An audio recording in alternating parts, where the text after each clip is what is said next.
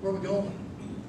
If we've not, just think about this. I know this is so simple. I feel stupid even talking to you people on Sunday night about it. But you know what? I'm just so serious that I think if we don't start off with that shepherd and him the one, now watch, with him the one leading me in the morning, will I not miss opportunities? Will I not miss an opportunity? Now watch, and just say if I'm right or not and help me. If I'm not listening and I'm not hearing him and I'm not following him, will I not miss, listen, an opportunity? But could I not do this as well? Could I not miss a blessing as well?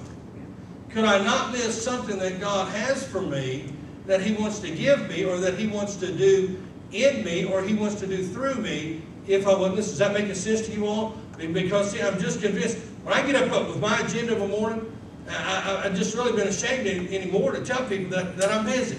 Because I hear everybody say that they're busy. And you know what? I don't want to think that I'm too busy to do what I need to do, but sometimes I think, if we're not careful, we get so much stuff piled up on there that I didn't stop and open my word today. I didn't really stop and have a decent prayer time today. And sometimes, you know what, that still small voice, it's not that it's not there. Don't hear me say that. But sometimes I've got so much other stuff going on, could it get muffled? And me not hear that little voice. And me not miss that little opportunity. This is sometimes the little opportunities is the best opportunities. And when you miss them, you miss the blessing that God wants to give. Now, I want you to watch this because, see, number 2 is really important for me and you because, see, I think the Good Shepherd really does want to lead us today. I think he wants to lead us in everything that we do. Now, listen, I think he wants to lead us in our work life. I think he wants to lead us in our family life. I think he wants to, now watch this, it's going to be hard. I think he wants to lead us in our ministry life, okay? Because, see, I think God called all of us to a real deal ministry. All of us. I think God called us all to a real deal ministry. That's real, that's active, and the only thing he's waiting on is me. Because, see, I think of the day, listen, when I'm listening to him and I'm following him, God's going to lead me to people that I can really minister to, that I'm never going to touch. That Brother Donnie, as hard as we work and as hard as we labor together, Brother Mitch as a deacon, and Dan and JB, as hard as they work, trying to reach and meet all the needs that they can never meet all of the needs that's out there today. You know why? Because I can't be where you are. I can't be. I saw Keith the other day at Grandview Hospital, and I thought, wow, what a deal. We got another guy working at the hospital, and guess what he can do? It's just sort of put you on the spot. I'm sorry, Keith. I should have saw you the other day and I wouldn't have remembered. But I just thought, man, he's there.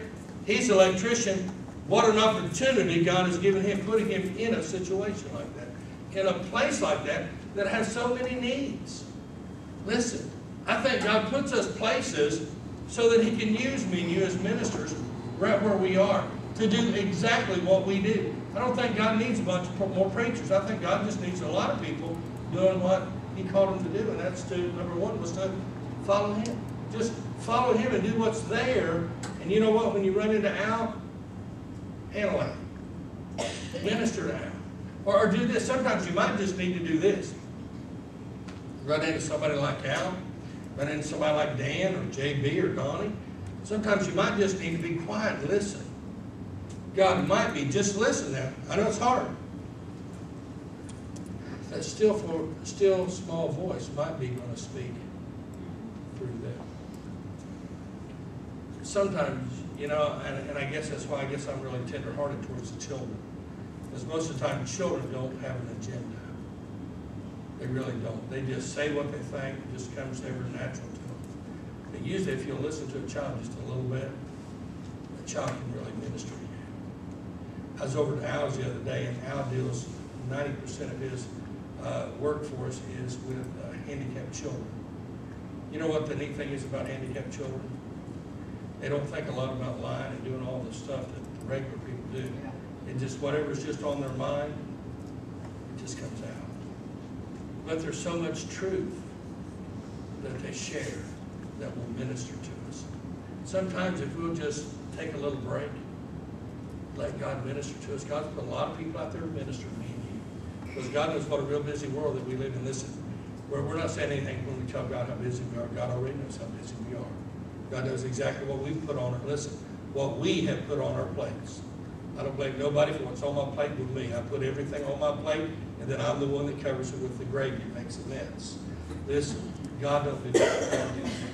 But God wants us to be equipped to do what it takes to do every day.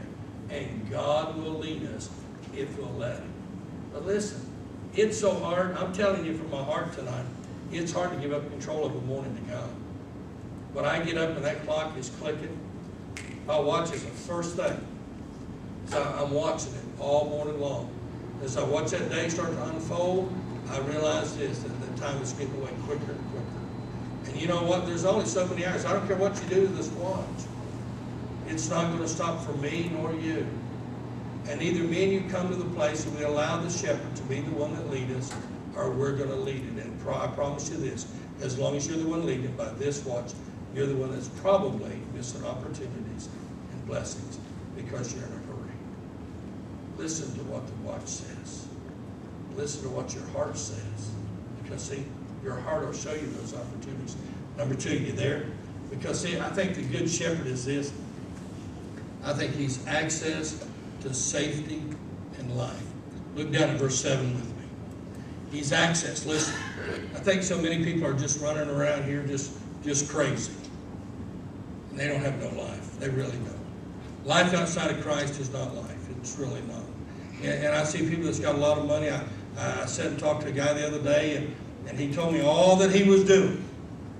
All that he had done. And yet at the same time, tell me how bad he felt. I thought, man, where's life at in all that? Look at this verse, verse 7. Look down here with me.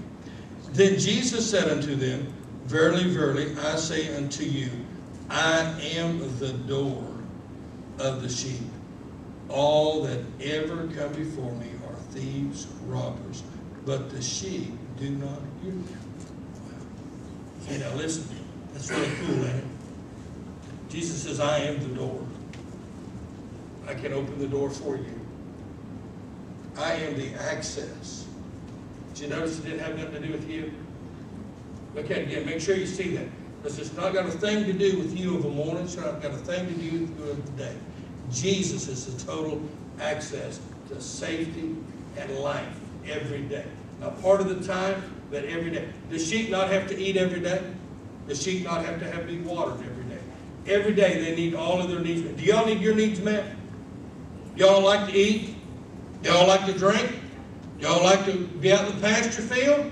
Listen, he's saying right here, he's the answer. Look at it. I mean, listen, don't take the word for granted, just read over it. Then Jesus said unto them, Verily, verily, I say unto you, I am the door of the sheep. Now, listen. I'm not a big sheep farmer. I've not researched a bunch of sheep farming, but I have been around just a couple farms. And they do this. They pin them up at night. And why do they pin them up? For safety. They put them in a great big pen. Some people up north here in Troy, Ohio, where I went and looked this up, they put them in there. And then they even herd them in the barn at dark. Why? To protect them, even in Ohio, from wolves and things that would harm them and hurt them. They put them in there to protect them. Now, let me ask you this. If they put the sheep up at night, now this is just common sense. If they put the sheep up to protect them, now listen, they're in there, they're protected. How will they get out the next morning? Huh? What if nobody opens the door? They'll starve eventually. But during that point in time, they've been made very what? Uncomfortable. Now, let me ask you this. Through the day, sometimes don't we really become uncomfortable when we get pressure on us? When tension rises? When frustration? Do we not have tension there? Let me just ask you open-minded. Because maybe I have forgot to open the door that morning. Do I not have access to the shepherd this morning? Did me and the shepherd not open the door?